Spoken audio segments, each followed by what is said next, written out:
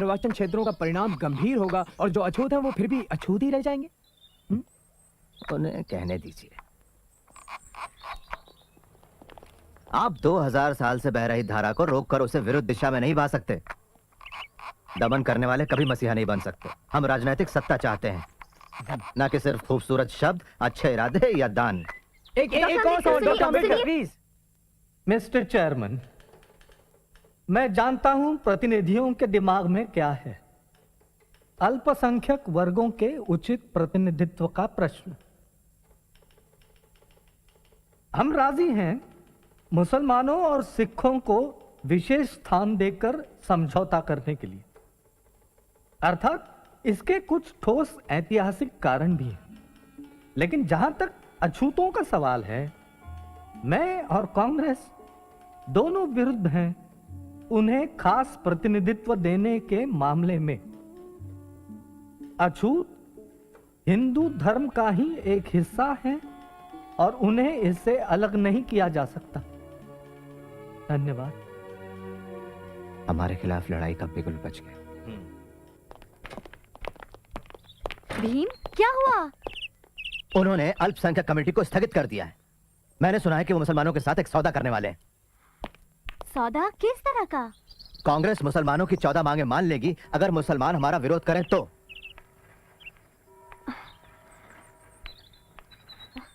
मेरी कुछ समझ में नहीं आता। तुम्हें जरूर कोई गलतफहमी हुई है।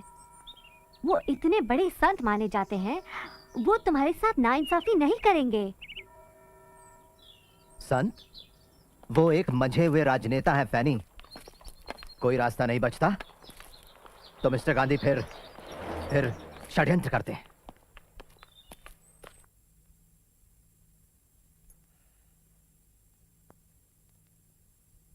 मिस्टर प्राइम मिनिस्टर और साथियों, मुझे बड़े दुख के साथ ये घोषणा करनी पड़ रही है कि हम सांप्रदायिकता के प्रश्न पर आपसी बातचीत के द्वारा किसी निर्णय पर पहुंचने में असफल रहे हैं। ये असफलता कमेटी के गठन में ही छिपी थी, जिसके सदस्य सरकार के प्रतिनिधि तो हैं, मगर जनता के प्रतिनिधि नहीं हैं। जहां तक कांग्रेस का सवाल है, वो सारे हिंदुस्तान का प्रतिनिधित्व करती है, जिसमें अछूत भी शामिल हैं। और मिस्टर चेयरमैन सर, मुझे इस बात में जरा सा भी शक नहीं है कि अपने समुदाय का पूरी तरह से प्रतिनिधित्व मैं करता हूं, पर महात्मा जी का दावा है कि कांग्रेस मुझसे ज्यादा अछूतों का प्रतिनिधित्व करती है। मैं इतना ही कहूंगा कि ये उन तमाम झूठे बयानों में से एक है जो गैर जिम्मेदार लोग अक्सर देते रहते हैं।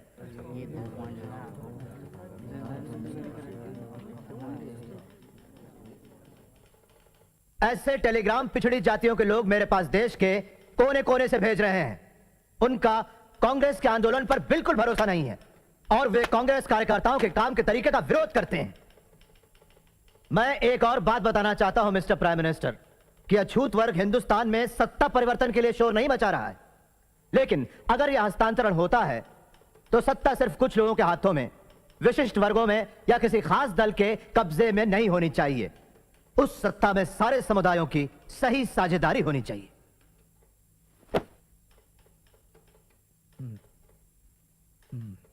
मुझे पूरा विश्वास है कि छुआछूत अब बिल्कुल खत्म होने वाली है और स्वतंत्र निर्वाचन क्षेत्र देने से यह कलंक बना रहेगा। मैं हिंदुस्तान के एक कोने से दूसरे कोने तक जाकर यह समझाना चाहूंगा अछूतों को कि छुआछूत हटाने का यह तरीका नहीं है। मेरे लिए तो छुआछूत जिंदा रहने से बेहतर है हिंदू धर्म की मौत। मैं बड़ी इज्जत करता हूं डॉक्टर अंबेडकर की, पर ऐसा लगता है कि जिस भयानक अन्याय की चक्की में वे पिस चुके हैं और संभवतः जिन कटु अनुभवों से वे गुजरे हैं, उनके कारण वे गुमराह हो गए हैं। डॉक्टर अंबेडकर का यह दावा कि वे समस्त अछूतों की वकालत करते हैं बिल्कुल उचित नहीं है। मैं ये विनयता से कहता हूं कि मैं प्रतिनिधित्व करता हूं हिंदुस्तान के समस्त अछूतों का। अछूतों के राजनीतिक अधिकारों की जो लोग बातें करते हैं, अपने हिंदुस्तान को कतई नहीं जानते। प्राणों की बाजी लगाकर इस तरह के राजनीतिक बंटवारे का मैं विरोध करूंगा।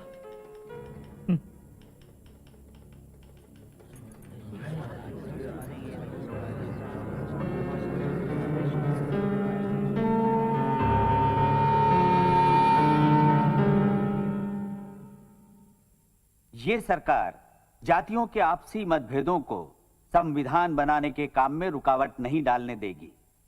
इसलिए जातियों के आपसी मतभेदों को आप कभी भी ज्यादा अहमियत ना दें। आप लोग, आप में से हर एक, इस कमेटी का हर एक सदस्य जातिगत सवाल को हल करने के लिए अपने हाथों दरखास्त लिखकर क्या मुझे भेजेगा और क्या मेरे फैसले को मानेगा। Thank you.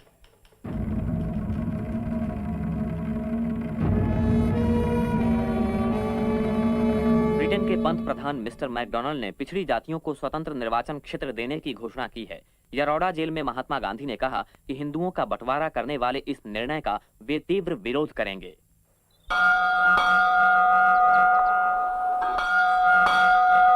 इसलिए हमने यह हमारा दायित्व समझा कि अल्पसंख्यकों के अधिकारों की रक्षा करने के लिए उन्हें उचित अनुपात में विधानमंडल का प्रतिनिधित्व दिया जाए।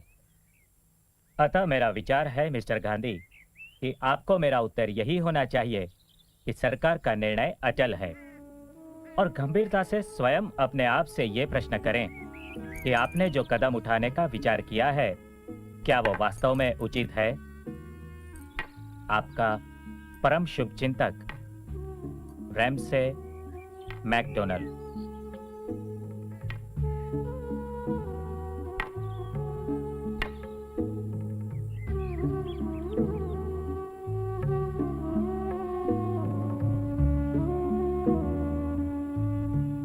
मैकडोनाल्ड के अलग चुनाव क्षेत्र की बात गांधी जी ने तो कभी मानी नहीं।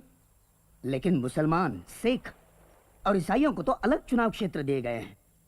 वो उसका विरोध क्यों नहीं करते? सिर्फ हमें ही परे रखने की कोशिश क्यों कर रहे हैं वो? महात्मा जी के तरीकों की गहराई को समझना हम सामान्य जनों के बस में कहा। लेकिन महात्मा भी कोई अमर व्यक्ति नहीं है, ना ही कांग्रेस। महात्मा जी का विरोध करने के बजाय आप ये क्यों नहीं मान लेते कि वो छुआछूत दूर करने की बात को गंभीरता से ले रहे हैं? बहुत सारे महात्मा हिंदुस्तान में आए जिनका उद्देश्य छुआछूत दूर करना तो था, लेकिन कोई भी सफल नहीं हुआ। महात्मा आए और महात्मा चले गए, लेकिन अछूत फिर भी अछूत ही रह गए। अंबेडकर, अंबेडकर, अंबेडकर, अंबेडकर, महात्मा गांधी जिंदाबाद, महात्मा गांधी जिंदाबाद, डॉक्टर अंबेडकर, डॉक्टर अंबेडकर, अंबेडकर। आप लोग मुझे शांति से रहने क्यों नहीं देते? बहुत काम करना है मुझे। वहाँ गांधी जी खतरे में है और ये यहाँ शांति से जीना चाहते हैं। आप जाकर क्यों नहीं मिलते महात्मा जी से पूना में? आखिर क्यों? मैं जो चाहता हूँ मैंने बता दिया। मुझे काम करने दीजिए। कल सुबह मुझे कोर्ट जाना है एक केस के लिए। क्या पैसा कमाना तुम्हारे लिए गांधी जी की जिंदगी से ज्यादा जरूरी है? मैडम पेरिन और मिस्टर ठक्कर, आप नहीं जानते आप क्या कर रहे हैं। आपके नेताओं को रोजी रोटी की कोई चिंता नहीं होती होगी। अगर मैं काम नहीं करूं तो खाओ क्या, मेरा परिवार भूखों मरेगा। मुझे अकेला छोड़ दीजिए। डॉक्टर अंबेडकर, दुनिया भर से हमें तार मिल रहे हैं जिनमें गांधी जी की जिंदगी बचाने की प्रार्थना की गई है। महात्मा जी को बचाना ही चाहिए, लेकिन हमारे हकों के सामने आप गांधी जी की जिंदगी का प्रश्न आखिर क्यों खड़ा कर रहे हैं? आप चाहे तो मुझे फांसी दे दीजिए, लेकिन अपने लोगों के हकों की बलि नहीं चढ़ाऊंगा सिर्फ गांधी जी की जिंदगी बचाने के लिए। आप गांधी जी से विनती करें कि वो अपना उपोषण एक हफ्ता विलंबित करें और फिर हल ढूंढिए इस समस्या का। गांधी जी के पास लोगों से बात मनवा लेने के अपने तरीके हैं, हमें भी अपनी इच्छा शक्ति दिखानी होगी। उपवास शुरू करके उन्होंने तो हमें खलनायक ही बना दिया। कौन है? बहनी, आपको तो बुखार था, आपको नहीं आना चाहिए था। उन्होंने अपना खाना बिना छुए भेज दिया। मुझे पता है वो बीमार थे इंग्लैंड में। बैठो। क्यों अपने आप को मारने पर तुली हुई हो? और भी बहुत सी परेशानियां हैं मुझे। खाएंगे नहीं। रमा, करीब 12 बजने को है। उपवास अब शुरू होगा।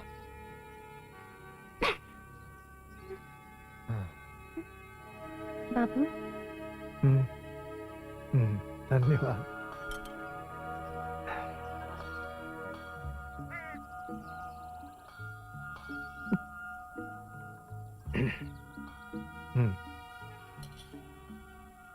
वल्लभ भाई, मेरी ईश्वर के साथ लड़ाई शुरू होती है। आपके आराम करने से पहले बाबू, पत्रकार आपसे मिलना चाहते हैं।